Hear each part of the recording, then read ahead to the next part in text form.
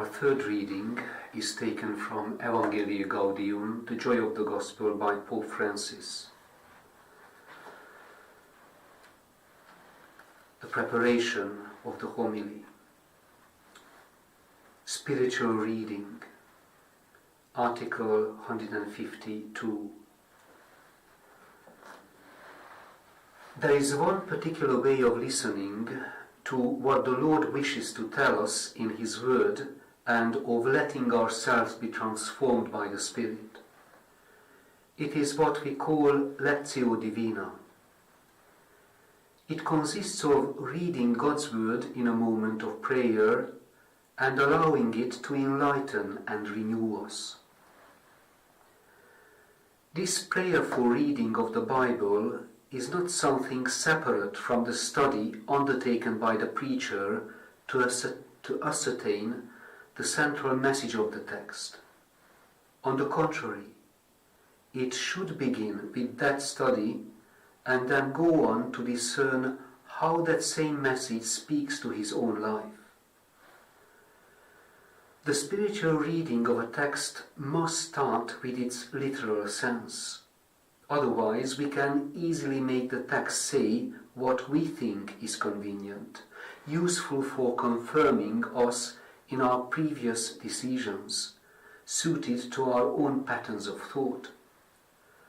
Ultimately, this would be tantamount to using something sacred for our own benefit and then passing on this confusion to God's people. We must never forget that sometimes even Satan disguises himself as an angel of light. In the presence of God, during a recollected reading of the text, it is good to ask, for example, Lord, what does this text say to me? What is it about my life that you want to change by this text? What troubles me about this text?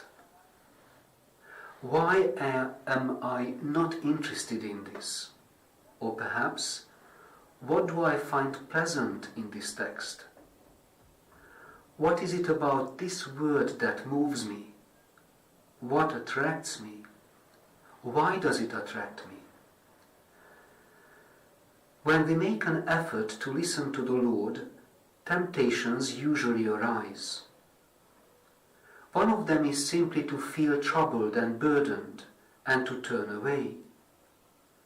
Another common temptation is to think about what the text means for other people and so avoid applying it to our own life. It can also happen that we look for excuses to water down the clear meaning of the text. Or we can wonder if God is demanding too much of us, asking for a decision which we are not yet prepared to make. This leads many people to stop taking pleasure in the encounter with God's Word. But this would mean forgetting that no one is more patient than God our Father, that no one is more understanding and willing to wait.